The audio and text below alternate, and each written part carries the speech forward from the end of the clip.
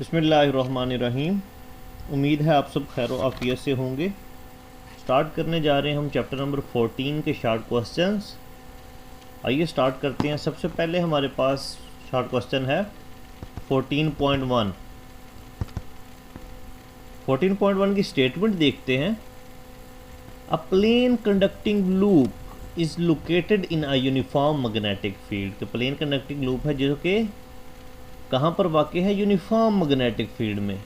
That is directed along x axis, जो कि जिसकी डायरेक्शन क्या है? Along x axis. ये देखिए आप इस पिक के अंदर, ये मैग्नेटिक फील्ड और इसकी डायरेक्शन क्या है? Along x axis. For what orientation of the loop is the flux a maximum, यानी कि इस लूप की क्या ओरिएंटेशन हो कि फ्लक्स मैक्सिमम आए।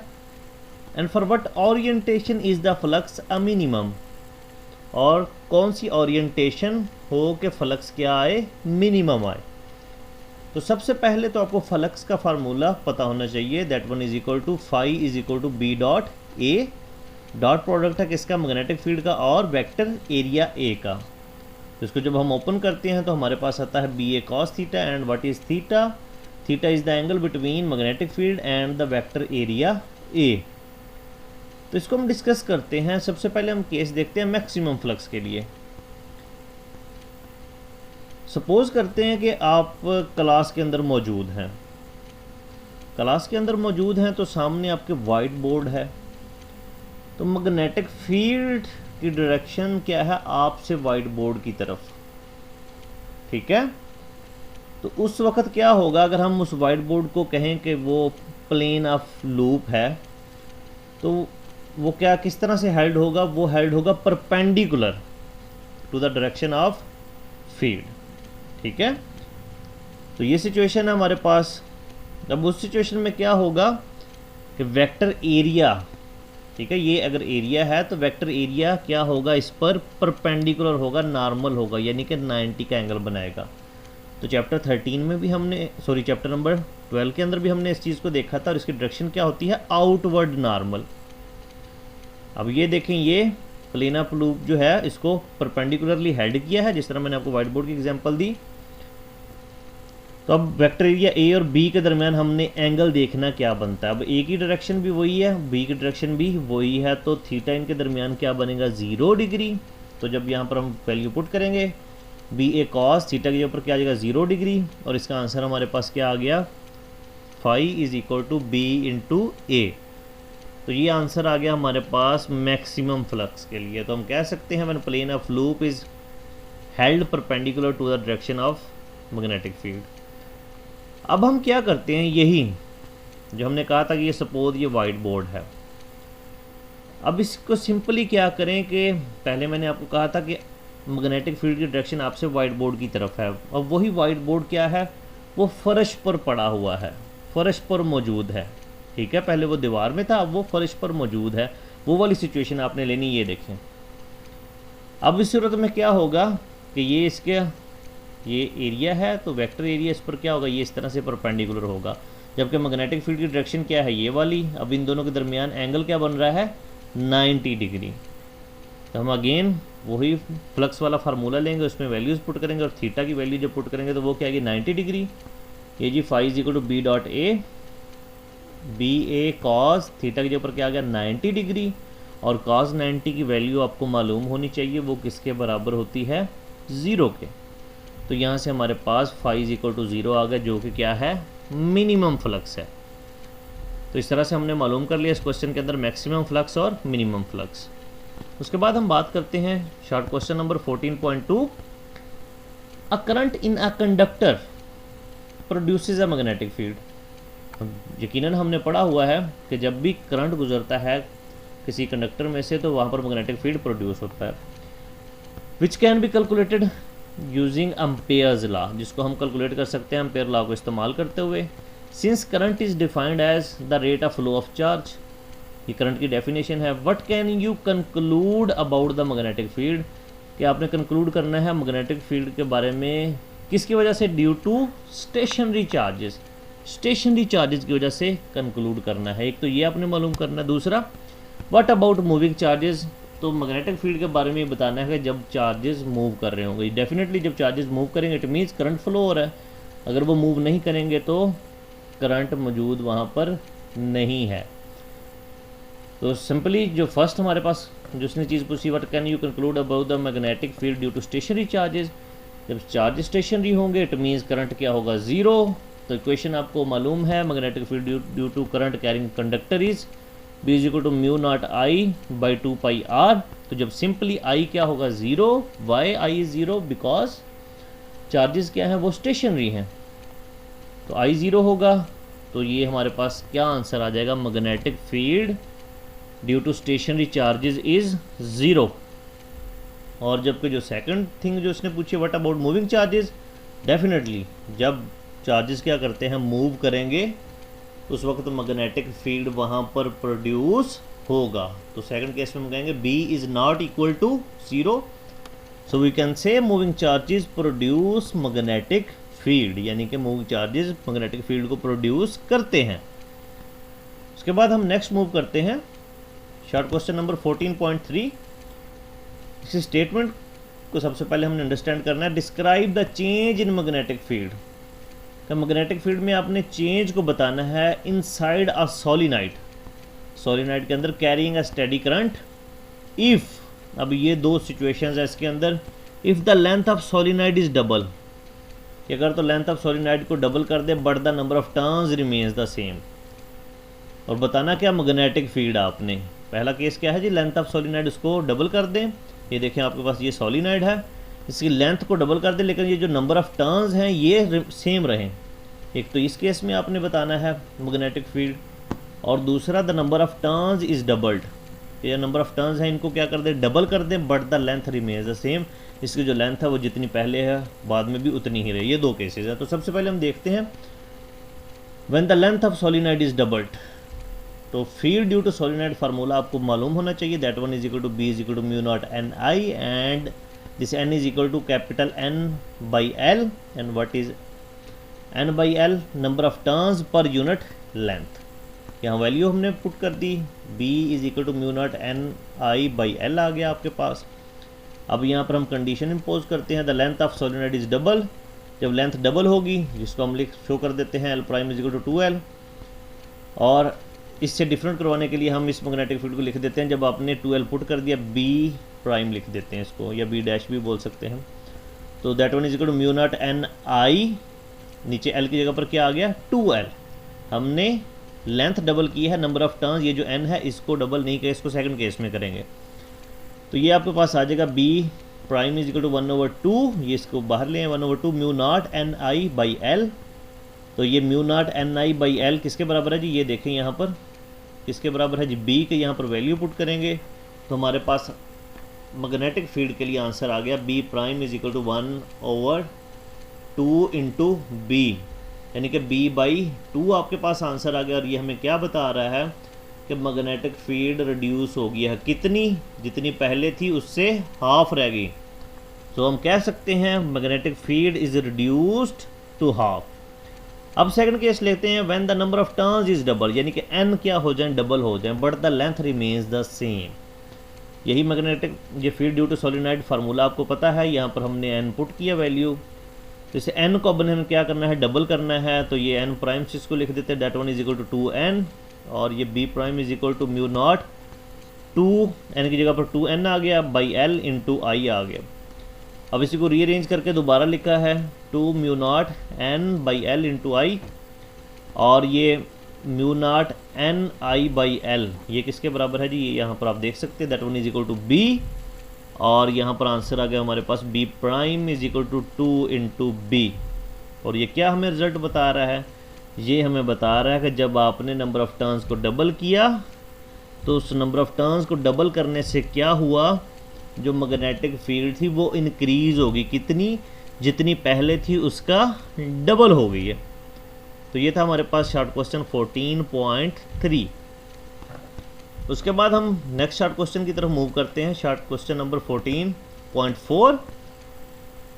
At a given instant a proton moves in the positive x direction, तो किसी लम्हे एक प्रोटॉन है वो मूव कर रहा है पॉजिटिव एक्स डायरेक्शन में इन अ रीजन एक ऐसे रीजन में where there is magnetic field in the negative Z direction, कैसे रीजन में जहाँ पर मैग्नेटिक फील्ड क्या है नेगेटिव जी डायरेक्शन में। ये देखें, ये प्रोटॉन एक्स डायरेक्शन में जिसकी वेलोसिटी शो करवाएगी, जबकि जो मैग्नेटिक फील्ड है वो क्या है नेगेटिव जी डायरेक्शन में है। What is the direction of magnetic force, कि मैग्नेटिक फोर्स की डायरेक्शन क्या होगी। Will the proton continue to move in the positive x direction, तो क्या यहाँ पर जो प्रोटॉन है वो पॉजिटिव एक्स डायरेक्शन में मूव करता रहेगा। तो ये सेकंड पार्ट है, ये भी हमने बताना है। तो फर्स्ट में हमने बताना है तो what is the direction of magnetic force. तो सबसे पहले मैग्नेटिक फोर्स का फार्मूला आपको मालूम होना चाहिए। Magnetic force acting on proton is equal to F is equal to Q into V cross B. तो सिंपली आप याद रख सकते हैं कि ये वी बी और जो एफ हैं ये एक दूसरे के साथ परपेंडिकुलर होते हैं, ठीक है। तो ये हम राइट हैंड रूल से भी फाइंड कर सकते हैं इस चीज़ को कि v क्रॉस b है। तो सिंपली v से जब b की तरफ कर्ल करेंगे अपनी फिंगर्स को, ठीक है, तो ये आपके पास ये बता रहा होगा थंब डायरेक्शन किसकी, f की बताएगा। तो ये by right hand rule f is perpendicular to v and b आ जाएगा। और ये इनके साथ जो परपेंडिकुलर बनेगा ये x है, ठीक है। ये एक्चुअल में कह लें कि स्पेस के अंदर है, तो स्पेस में हमारे पास शो करवाना मुश्किल है। तो ये और ये मैग्नेटिक फील्ड और इन पर जो परपेंडिकुलर है ये f है, ठीक है। तो हम कह सकते हैं magnetic force is directed along positive Y direction, ये वाली चीज़। और सेकंड चीज़ जो उसने पूछी है will the proton continue to move in the positive x direction, क्या proton movement in positive x direction में जारी रखेगा। नो, नहीं रखेगा। It will move along a circle, यानी कि जब इस पर मैग्नेटिक फील्ड एक्ट करेगी तो ये क्या करेगा, ये सर्कल में मूव करना स्टार्ट कर देगा आपके पास इस तरह। It will move along a circle, ये सर्कल में मूव करना स्टार्ट कर देगा। तो ये इसका क्या आ गया सेकंड पार्ट। इसके बाद हम नेक्स्ट मूव करते हैं 14.5 शॉर्ट क्वेश्चन की तरफ। Two charge particles are projected into a region, कि आपके पास टू चार्ज पार्टिकल्स हैं जिनको आपने प्रोजेक्ट किया इनटू अ रीजन, एक ऐसे रीजन में where there is magnetic field perpendicular to their velocities, कि जहाँ पर मैग्नेटिक फील्ड क्या है उनकी वेलोसिटीज के परपेंडिकुलर है, यानी कि 90 का एंगल बना रही है। If the charges are deflected in opposite direction, यानी कि एक कह लें कि राइट की तरफ डिफ्लेक्ट हो जाता है, एक लेफ्ट की तरफ, या कह लें एक अपवर्ड डिफ्लेक्ट हो जाता है तो दूसरा डाउनवर्ड डिफ्लेक्ट हो जाता है। तो what can you say about them, तो आप इसके बारे में क्या कहते हैं, इसको हमने डिस्कस करना है। तो सिंपली मैग्नेटिक फोर्स आपको पता होनी चाहिए पॉजिटिव चार्ज के लिए और नेगेटिव चार्ज के लिए। तो वो फार्मूला हमें मालूम है, F is equal to Q into V cross B for positive charge and F is equal to minus Q into V cross B, ये क्या है नेगेटिव चार्ज के लिए। तो सिंपली ये यहाँ पर मैं आपको ड्रॉ कर देता हूँ। ये जी हम कहते हैं कोई ख़ास रीजन है, ये एक पॉजिटिव चार्ज के लिए लाइन और ये एक नेगेटिव चार्ज के लिए। और हम कह देते हैं जी ये जो मैग्नेटिक फील्ड है इन पर क्या है परपेंडिकुलर है, तो इन टू द पेज हम कह सकते हैं, ठीक है। इसको मैं कुछ इस तरह से शो करवा देता हूँ, ये इन टू द पेज। अब क्या होगा इससे, जब मैग्नेटिक फोर्स इन पर एक्ट करेगी, ठीक है, जब मैग्नेटिक फोर्स इस पर एक्ट करेगी तो ये डिफ्लेक्ट होंगे। तो ये चीज़ हम फिर इसको लिख सकते हैं, एक अगर अपवर्ड होता है तो दूसरा क्या होगा downward. If Q is positive it is deflected in one direction and if Q is negative then it is deflected in opposite direction. तो ये हमारे पास इसका आंसर आ जाएगा। उसके बाद हम नेक्स्ट बात करते हैं 14.6 शॉर्ट क्वेश्चन के बारे में।